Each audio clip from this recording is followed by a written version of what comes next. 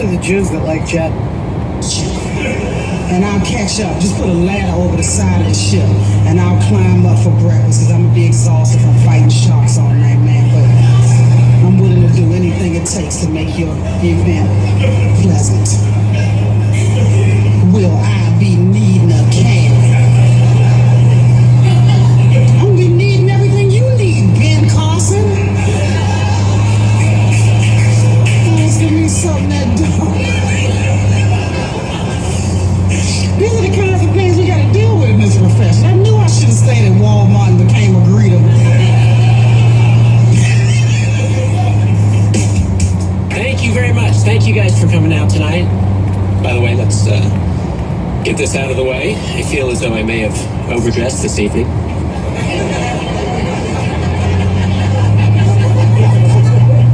Saw some camouflage on my way in tonight.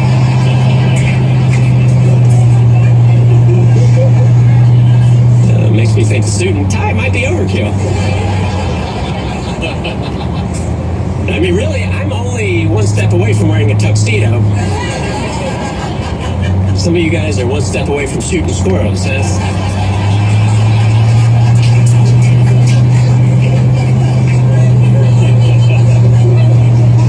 Somebody's wrong, and I think it's me. A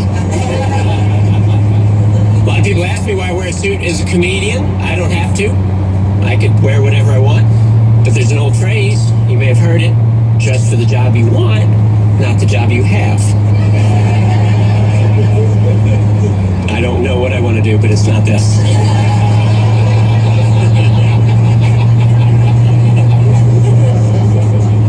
I'm kidding, this is a great job. I love this job. I'll tell you a story. When I was a very young comedian, I signed up on email lists for all these comedy clubs around the country, and Mark Ridley's Comedy Castle was one of the email lists I signed up on, because I used to like to keep up with who was working where and what was going on.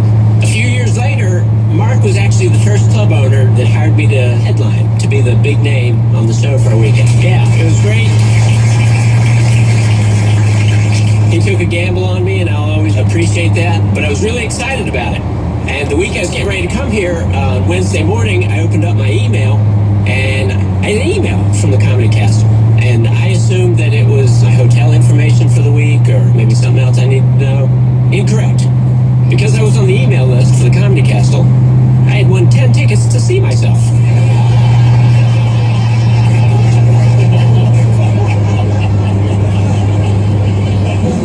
Let me guess, we're not sold out yet, are we?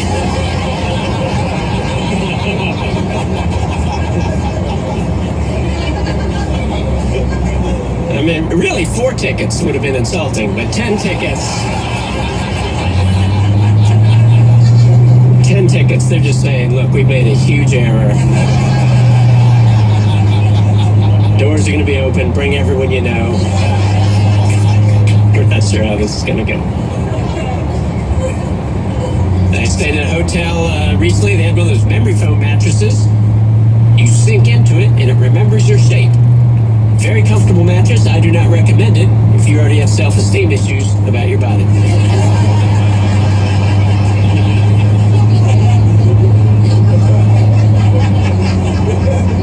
Because the last thing you want to see first thing in the morning is that giant crater you left in the memory foam. It's no way to start the day. It's not even better on skinny people. I wake up, looks like a Halloween decoration was laying there. Oh my God, I can see my rib cage. That's not healthy. I should start doing push-ups. I was walking around my neighborhood. It was a super sunny day, and then it just started raining out of nowhere. It was like really hard. And I passed this block, and there was this Mexican dude selling all these umbrellas. And I was like, that was pretty fast.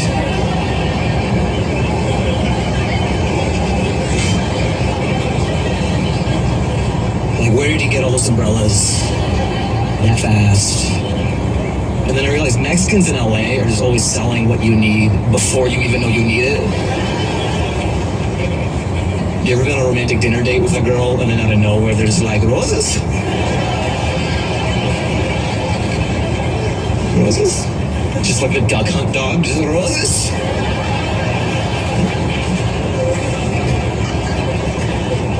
They'll be coming out of a club at 2 a.m. like, man, I'm starving. Tacos?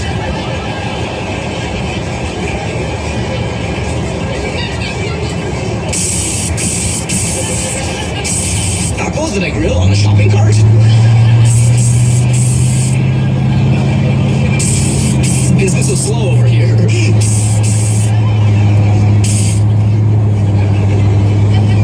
I like how no one will eat at a B-rated restaurant, but they'll eat at shopping cart tacos all day. Oh. Oh, good, dude. Oh, good. 10 tacos for a nickel. That's crazy, dude. How do they... Oh. It's nuts. They're just always selling what you need before you even know you need it, you know? Like, your plane could be going down. You look in the aisle, there's a Mexican guy like, Banishu?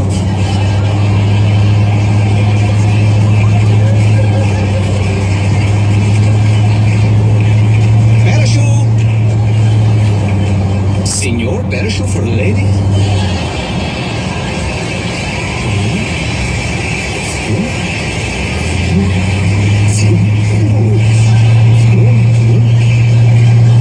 For the lady. Another show I love watching that makes me feel good about myself is on Animal Planet. It's called Finding Bigfoot. I love this show because it proves you don't have to be good at your job to have a job. This show is called Finding Bigfoot. It's in its 19th season. Guess what they haven't found? Bigfoot! The whole show started because back in 1961,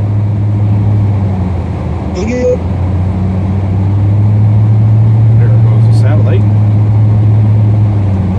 of Bigfoot was the only one ever taken, and the woman tragically died in 2005. She got hit by a bus, and she was left open upon her death. Everybody speculated to admit that she had made up the whole story, that it was false, up in a gorilla outfit. But it turned out in the letter she said it was all true, that she had seen some kind of man-ape thing in the woods, and it was all real, and that she had saw Bigfoot. And I'm like, dude, she didn't even see a bus.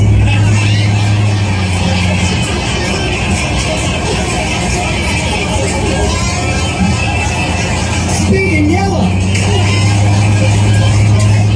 I love this show. I love this show. They have been everywhere, all 7 continents in the United States. Every episode starts off the same, and there's nothing scientific about this show. But dudes in the woods with a Sony Handycam. Every episode is like, we're here. Some red Twizzlers right here. We're gonna leave them on a stump. Come back in the morning and see what happens. They come back the next day. They're like, ooh, red Twizzlers are gone. I guess that means Sasquatch likes red Twizzlers. That means Mike, the fat camera guy, likes red Twizzlers. You can see him on the thermal camera like, next episode, side of a mountain, high-fiving. They think they found a Bigfoot footprint. They're like, this is definitive evidence Bigfoot exists. This is a Bigfoot footprint.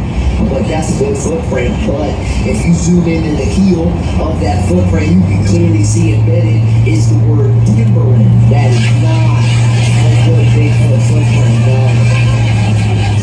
And I feel bad because I didn't know this. I Googled, I did homework for this joke. You know, in the United States of America, we are the only country in the world currently looking for Bigfoot. You know how embarrassing that is? Mexico is... They call him El Grande Foto. I love it because in other countries, they're not looking for Bigfoot. They have scientists that do real scientific stuff. Like Japan, you will never see a Japanese scientist talking about his Bigfoot encounter, right? You know, I was walking in the Himalayas one day. All of a sudden, big hairy Eggman come out of the forest. He had a red Twizzlers and a one hat. A timber and boots.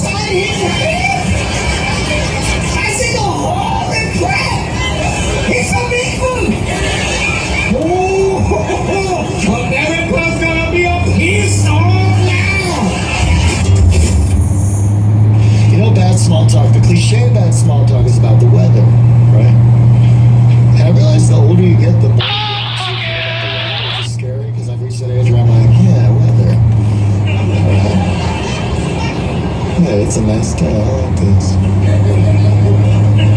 And I'm like, uh-oh.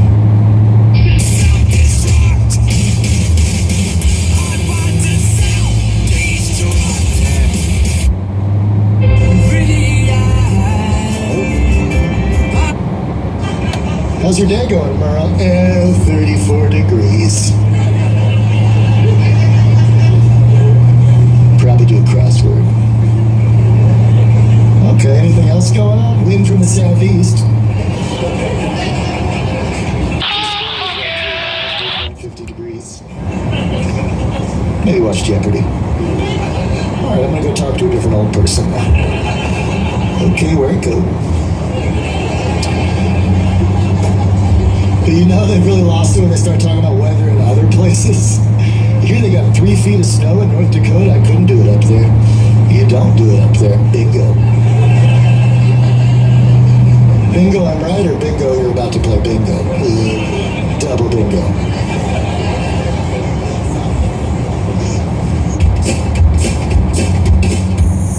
I just injured my teeth on TV. I injured my teeth.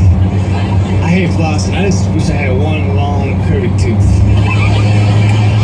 It didn't need to be split out.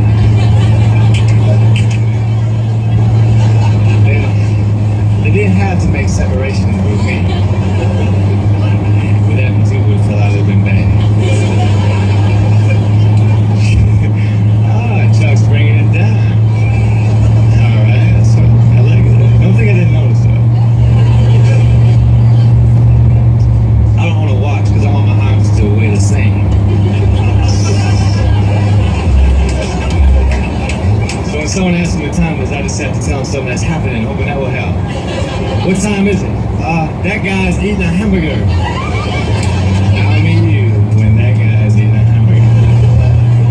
That'd be cool if you could eat a good food with the bad food and the good food would cover for the bad food when it got to your stomach. Like you could eat a carrot with an onion ring, then they would travel down to your stomach, then they would get there, then the carrot would say, it's cool, he's with me.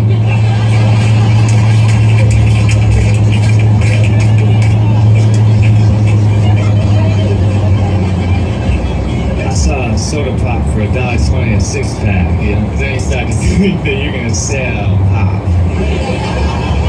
Sadly, I got things of pop with me. What's going on, bitch? Not much, man. Looking to buy some pop? 50 cents a can. It's not refrigerated.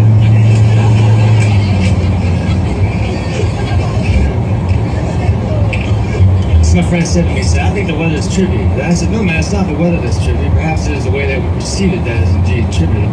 Then I thought, man, I should have just said, yeah.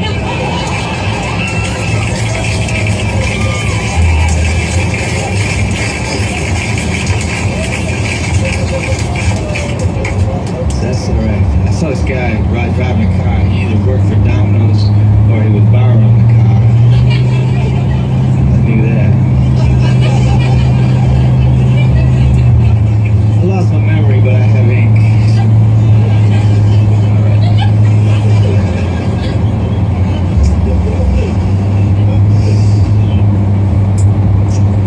I have a girlfriend named Lynn. She spells her name L-Y-N-N. And my old girlfriend's name is Lynn too. She spells her name L-Y-N. I call my new girlfriend by my old girlfriend's name. And she can tell because I don't say as long.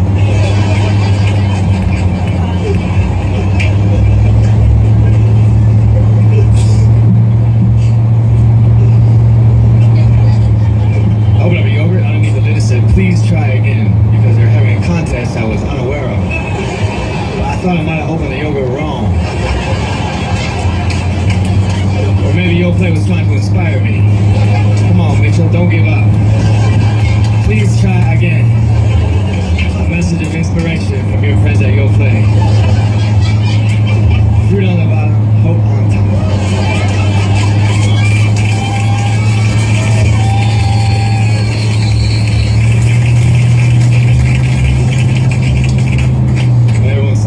Chuck changed it up. You weren't even clapping at me, you were clapping at something he just did. People at supermarkets just reading things, looking around. Everyone's all upset in the store. What do I eat? What am I supposed to eat? You know, the protein and the carbohydrate. with fat content.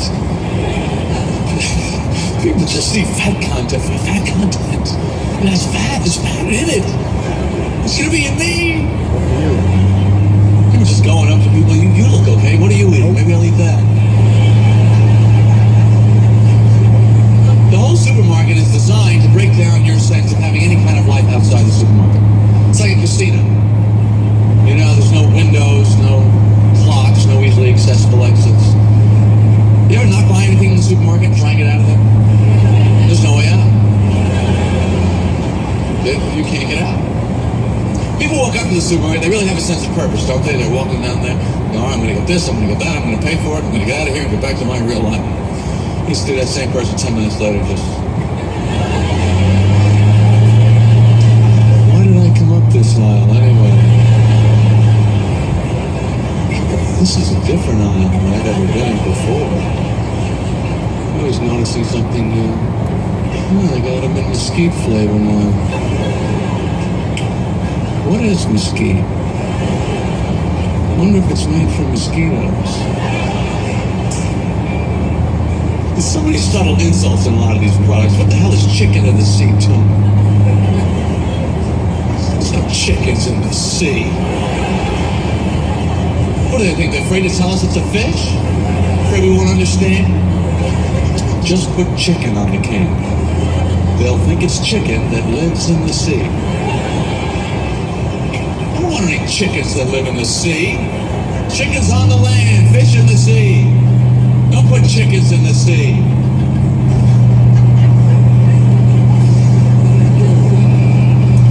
That Oscar Mayer section's creepy too. This guy's inventing meat. There's no olive loaf animal as far as I know. I've never seen a pig with little pimentos in the sun.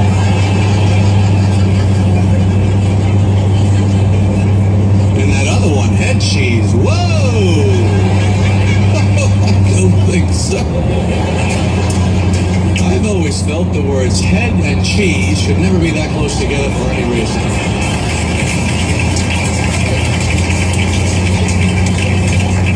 Produce is tricky too. I don't know what's the deal with the produce. I mean, you're supposed to know. That's why you have to just fake it, you know. Yeah, that's a good one. Glad I found that one. Cantaloupes, I'm rolling them down the aisle. See the way that's fading left? That one's not ready. I'm not going to get that one. Very impressed with that seedless watermelon development. That was quite an accomplishment. Seedless watermelon. They did it. It's done. We have it now. What are they planting to grow the seedless watermelon, I wonder? Water? There's got to be something. They haven't got the melons humping now, have they? And what kind of scientists do this kind of work anyway?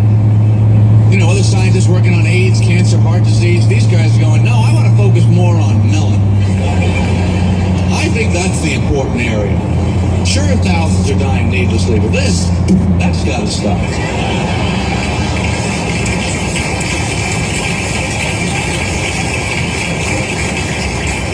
You ever try and pick up a wet one off the floor? It's almost impossible. Milk is a big problem for people in the supermarket. They're never quite sure if they have it, if they need it. They bury it way in the back of the supermarket. You gotta find it, you gotta hack your way through all the displays. Well, yeah, there it is. There's the milk. Do we have any milk? People are never really sure if they have milk. You think you have milk, we might have milk. I know there's a carton in there, I don't know how much is in there. Well, what should we do? Because you want to be sure. There's nothing worse than thinking you have milk and not having it. You know, you got the bowl set up, the cereal, the spoon, the napkin, the TV, the newspaper, everything's ready to go. You're going to lift up the carton and it's too light. Oh!